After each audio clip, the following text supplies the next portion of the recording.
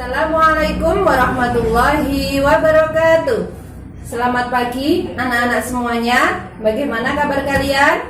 Semoga kalian semua sehat selalu dan tetap semangat belajar.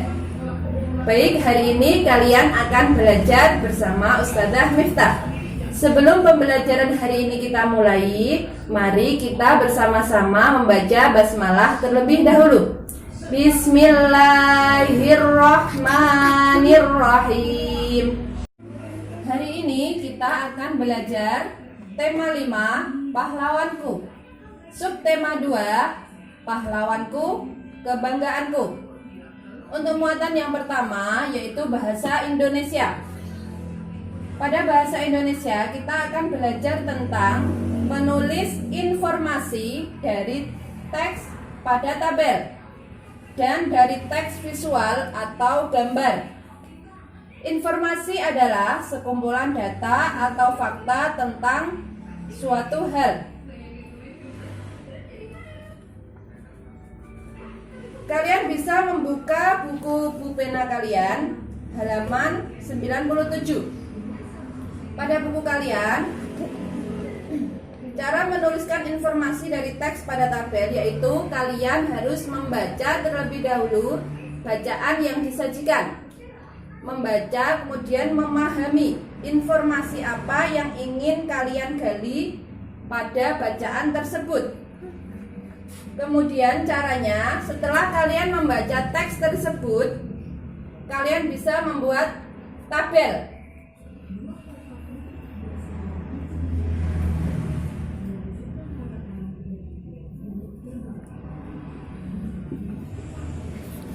Misalkan di situ di halaman 98 pulpena kalian yang ayo berlatih ada cerita tentang Tuanku Imam Bonjol.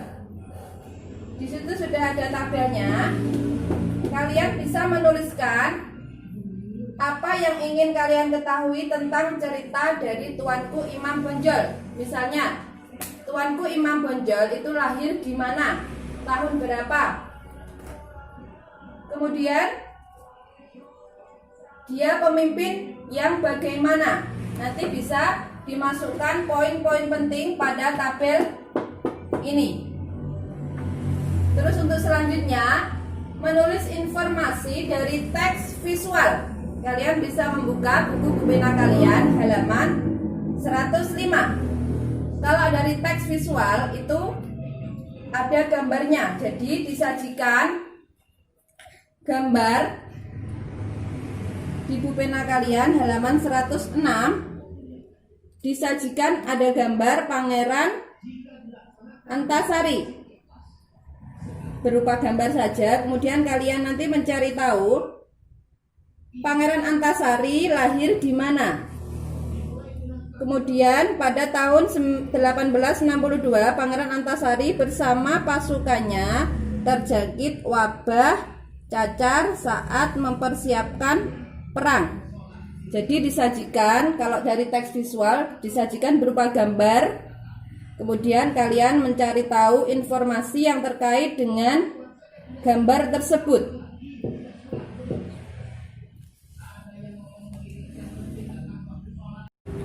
Muatan yang kedua yaitu PPKN. Pada muatan PPKN kita akan belajar simbol sila kelima. Simbol sila kelima dilambangkan dengan padi dan kapas. Bunyi sila kelima yaitu keadilan sosial bagi seluruh rakyat Indonesia. Sila-sila Pancasila merupakan pedoman bagi bangsa Indonesia. Setiap sila itu memiliki simbol dan memiliki arti masing-masing. Pada sila kelima ini, yaitu dengan simbol padi dan kapas, memiliki arti yaitu menggambarkan kebutuhan dasar setiap manusia, yaitu sandang dan pangan.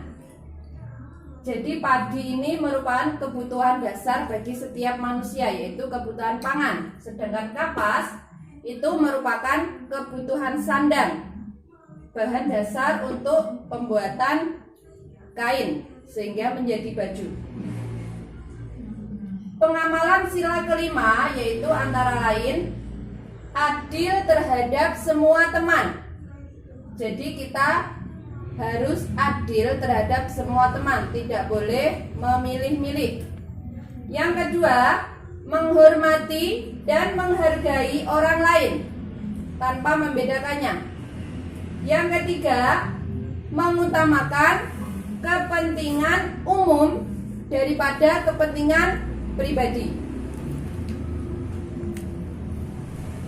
Ini adalah contoh pengamalan sila kelima. Seperti kita ketahui bahwa setiap pemimpin, setiap tokoh pahlawan juga memiliki sikap yang sesuai dengan sila kelima. Kalian bisa membuka buku pulpena kalian halaman 107. Sudah? Di situ kalian lihat contoh sikap tokoh pahlawan yang sesuai dengan makna sila kelima Pancasila, yaitu keadilan sosial bagi seluruh rakyat Indonesia. Muatan selanjutnya yaitu IPA.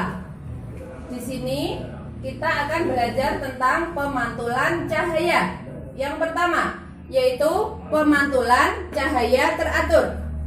Kalian bisa membuka buku pulpena kalian pada halaman 96. Di sini ada pemantulan cahaya teratur. Pemantulan cahaya teratur terjadi ketika cahaya mengenai benda yang memiliki permukaan rata. Contohnya, cermin datar dan permukaan air yang tenang.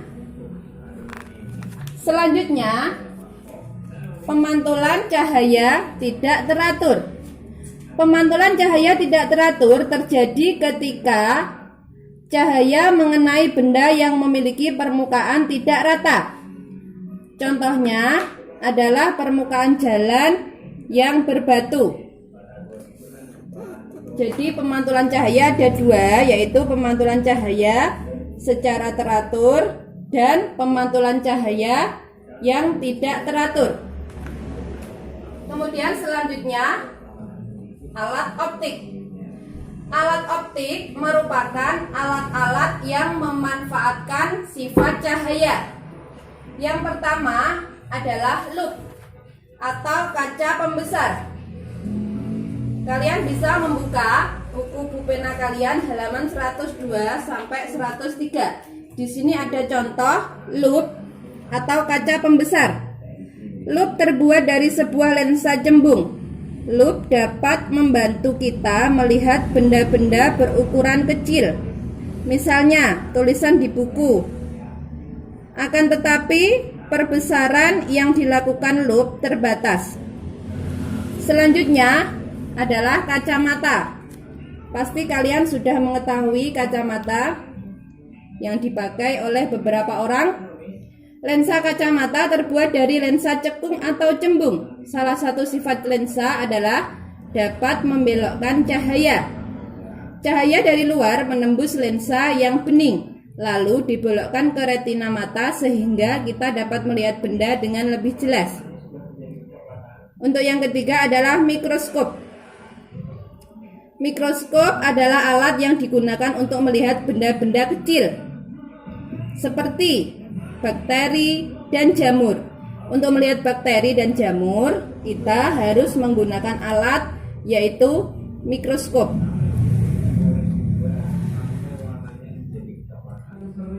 Oke anak-anak, demikian pembelajaran kita pada hari ini. Semoga apa yang Ustazah sampaikan bermanfaat untuk kalian semua. Sebelum Ustazah akhiri pembelajaran hari ini, mari kita membaca hamdalah bersama-sama.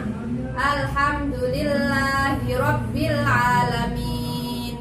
Ingat pesan Ustazah, jangan lupa terapkan 3M. Memakai masker, mencuci tangan, dan menjaga jarak. Oke, Ustazah akhiri. Wassalamualaikum warahmatullahi wabarakatuh.